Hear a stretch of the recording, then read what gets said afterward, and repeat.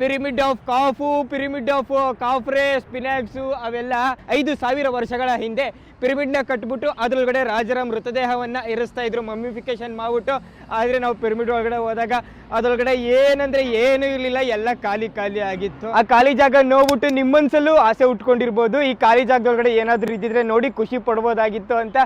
ಈಗ ಆ ಆಸೆನ ಪೂರ್ಣಗೊಳಿಸ್ಕೊಳಕ್ಕೆ ಹೋಗ್ತಾ ಇದ್ದೀವಿ. ಯಾಕಂದರೆ 5,000 ವರ್ಷಗಳ ಹಿಂದೆ ಅದರೊಳಗಡೆ ಏನೇನೆಲ್ಲ ಇತ್ತಲ್ಲ ಮೆಟೀರಿಯಲ್ಸು, ಅಂದರೆ ರಾಜನ ಮೃತದೇಹ, ರಾಜನ ಪ್ರಾಣಿಗಳ ಮೃತದೇಹ, ಅದನ್ನೆಲ್ಲ ಮಮ್ಮಿಫಿಕೇಶನ್ ಮಾಡಿ ಸೇಫಾಗಿ ಈ ಜಾಗದಲ್ಲಿ ಇಟ್ಟಿದ್ದಾರೆ. ಇಡೀ ಈಜಿಪ್ಟ್ನಲ್ಲೇ ಹಾಟ್ಸ್ಪಾಟ್ ಇದಂತೂ.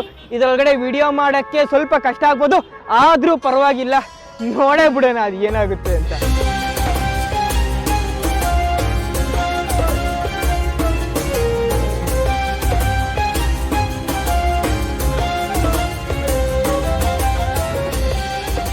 ದೇವರು 3 ಸಲ ಸೆಕ್ಯೂರಿಟಿ ಚೆಕ್ ಆಗ್ಬಿಟ್ಟು ಮೋಸ್ಟ್ ವಾಂಟೆಡ್ ಜಾಗದೊಳಗಡೆ ಬಂದೇ ಬಿಟ್ಟಿದ್ದೀವಿ. ಆಗಿನ ಕಾಲದಲ್ಲಿ ರಾಜರು ಯಾರಿಗಾದ್ರೂ ಪ್ರಶಸ್ತಿಗಳು ಕೊಡಬೇಕಾಗಿತ್ತಲ್ಲ, ಆಗಿನ ಕಾಲದಲ್ಲಿ ಕೊಡ್ತಾ ಇದ್ದಂಥ ಪದಕಗಳು 650 ವರ್ಷಗಳ ಹಿಂದೆ ರಾಜ ಅಮಿನೋಫಿಸು ತನ್ನ ರಾಜ್ಯದಲ್ಲಿ ಬಳಸ್ತಾ ಇದ್ದಂಥ ವಸ್ತುಗಳನ್ನ ಇಲ್ಲಿಟ್ಟಿದ್ದಾರೆ ನೋಡಿ.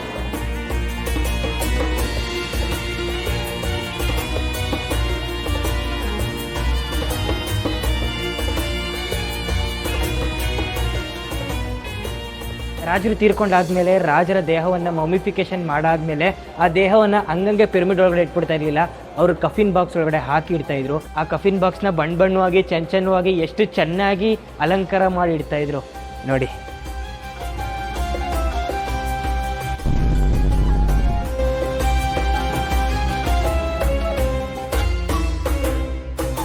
ಈಗ ನೀವು ನೋಡಿದಂಥ ಕಫಿನ್ ಬಾಕ್ಸು ಅದು ಇತ್ತೀಚೆಗೆ ಒಂದು 600, 700, 800 ವರ್ಷಗಳ ಹಳೆಯದ್ದು, ಆದರೆ 1000 ವರ್ಷಗಳ ಹಳೆಯ ಕಫಿನ್ ಬಾಕ್ಸು ನೋಡಿ ಇಲ್ಲಿದೆ.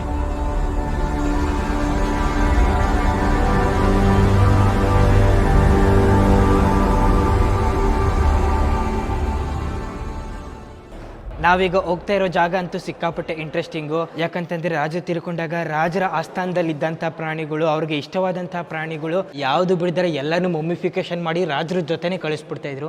ಹಾಗೆ 3,000 ವರ್ಷಗಳ ಹಿಂದೆ ಮಮ್ಮಿಫಿಕೇಶನ್ ಆದಂತಹ ಗೂಳಿಯ ಮೃತದೇಹ, ದಷ್ಟಪುಷ್ಟವಾದಂತಹ ಗೂಳಿ ಮೇಣದ ಬತ್ತಿ ಥರ ಕರ್ಗೋಗ್ಬಿಟ್ಟಿದೆ.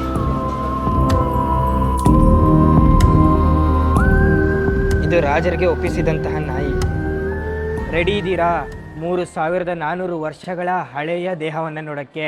ಈ ದೇಹದ ಜೊತೆ ಅವರು ಚಿನ್ನ ಮತ್ತು ಚಿನ್ನದ ಆಭರಣಗಳನ್ನು ಕಫಿನ್ ಬಾಕ್ಸ್ನಲ್ಲಿ ಹಾಕಿಟ್ಟಿದ್ರು. ಇದರ ಸ್ಪೆಷಾಲಿಟಿ ಏನು ಅಂದರೆ ಗಂಡ ಹೆಂಡತಿ ಇಬ್ಬರ ದೇಹ ನಾವಿಲ್ಲಿ ನೋಡ್ಬೋದು.